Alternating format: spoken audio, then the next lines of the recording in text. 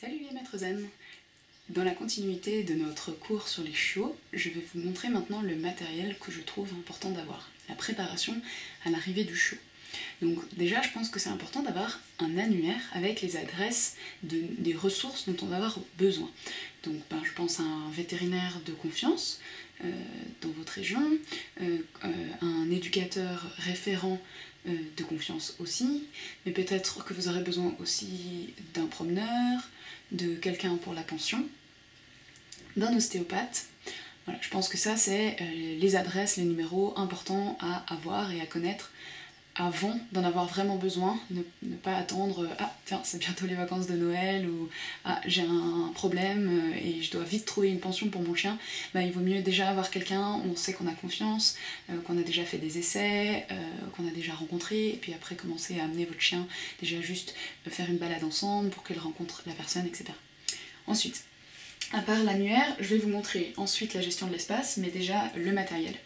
Donc moi j'ai une boîte à jouets dans laquelle il y a toutes sortes de choses de différentes matières, des os, des trucs qui se rongent, des jouets comme ça aussi qui peuvent être bien mâchouillés pour les chiots, du carton à détruire parce que c'est beaucoup trop fun, des choses un peu plus molles, plus peluches, du bois de serre, des cornes de... Enfin c'est pas des cornes, pardon, des sabots de veau à ronger, ça elle adore.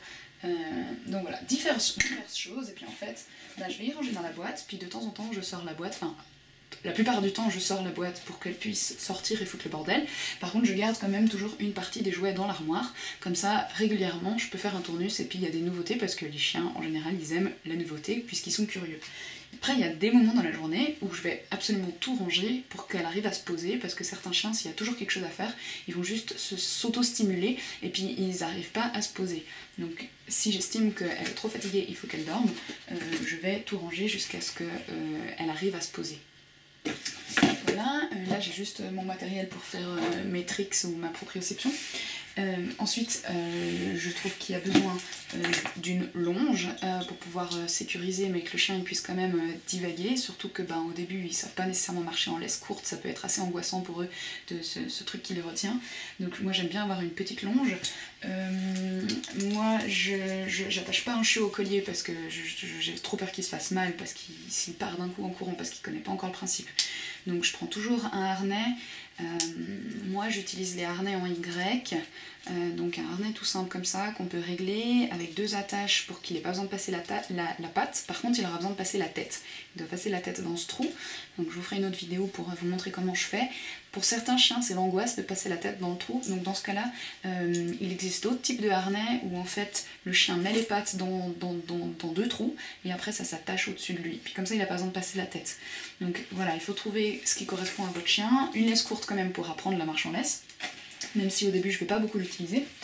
Ensuite j'ai le mix entre ces croquettes de l'élevage et les nouvelles croquettes que je vais lui donner, donc après à vous de voir si vous faites du barf ou autre chose, évidemment sa ration, sa nourriture, des friandises. Au début j'essaye pour le système digestif de pas trop varier la nourriture, donc au début j'ai juste ces croquettes, puis j'introduis les friandises, puis chaque jour je vais introduire un nouvel aliment pour que son estomac s'habitue à manger plein de choses différentes. Et puis une pochette à friandises pour pouvoir avoir tout ça sur moi. Voilà. Ensuite, il y a la question pour tout ce qui concerne les soins, la nutrition, tout ça, je voulais les vaccins, les vermifuges, tout ça, il faudra voir avec votre vétérinaire. Ensuite, du coup, il vous faudra aussi peut-être une brosse pour les poils, le toilettage, ça va dépendre des poils de votre chien. Je vous montre du coup un coupe-griffe, à quoi ça peut ressembler. Et puis, quand ils sont petits, à cet âge-là, pour l'instant, un coupe-ongle, ça suffit largement. Ce qui est important, indispensable, c'est d'avoir quelque chose pour retirer les tiques. Voilà, donc une sorte de petit pied de biche là, moi j'en ai deux tailles différentes, ça se trouve en pharmacie. Ce qui peut être pas mal aussi, c'est pas indispensable, mais je remarque que quand ils sont vraiment tout petits, c'est pas mal d'avoir un sac pour pouvoir les transporter. Juste si vous habitez en ville et puis que vous voulez marcher de chez vous à la forêt et puis que le chien il peut pas marcher tout ça, ou qu'il a encore peur, ou qu'il n'aime pas marcher sur le goudron, voilà, un sac ça peut être pas mal pour le transporter, évidemment à condition de l'y habituer. Donc maintenant qu'on a vu le matériel, on va regarder un peu la gestion de l'espace. Donc, pour ce qui est de la gestion de l'espace, alors, ce qui est important, c'est d'avoir un tapis antidérapant assez épais pour amortir les articulations à l'endroit où le chien va jouer, pour pas qu'il se fasse mal. Moi, j'ai amené la charrette du vélo parce qu'elle a très peur en voiture, donc comme ça me permet de lui apprendre à manger dans quelque chose qui bouge un petit peu. Puis comme ça, je l'habitue aussi à la charrette à vélo. Le tapis de fouille, moi j'aime bien nourrir, surtout quand on a des croquettes dans le tapis de fouille pour que les chiens ils doivent chercher, renifler les friandises, qu'elles soient pas faciles tout de suite d'atteinte. Voilà, elle va commencer à jouer avec sa boîte à jouets. Ensuite, on a un parc. Donc nous, il est à côté du lit parce que comme ça, la nuit, je l'entends si elle a besoin d'aller aux toilettes et je peux la sortir. Le parc, il est ouvert la journée, donc elle est libre d'y aller la journée. Je le ferme que la nuit. Donc c'est son endroit de repos, c'est pas une punition. Il y a aussi du tapis antidérapant.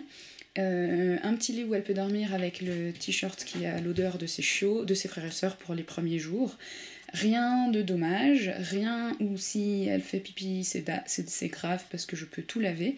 Donc voilà, après il faut que l'endroit soit ce qu'on appelle puppy proof, c'est-à-dire qu'il n'y a rien par terre, rien qui dépasse, que le chien il pourrait manger. Les câbles ils sont de l'autre côté de la barrière. Il y a aussi un espace pour Quick, le grand chien de l'autre côté de la barrière, donc s'il veut être tranquille, il me demande et puis je l'amène de l'autre côté, comme ça il a la paix. Donc ça c'est important aussi que les chiens puissent avoir un espace personnel.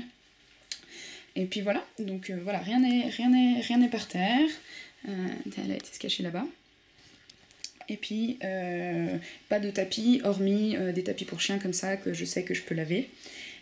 Sinon tout est pas dommage pendant la période où elle va faire ses griffes et ses besoins dans la maison. Voilà, donc j'espère que ça vous donne des idées de comment préparer au mieux l'espace pour l'arrivée de votre chien. Donc là c'était surtout dans le cas où c'est un chiot.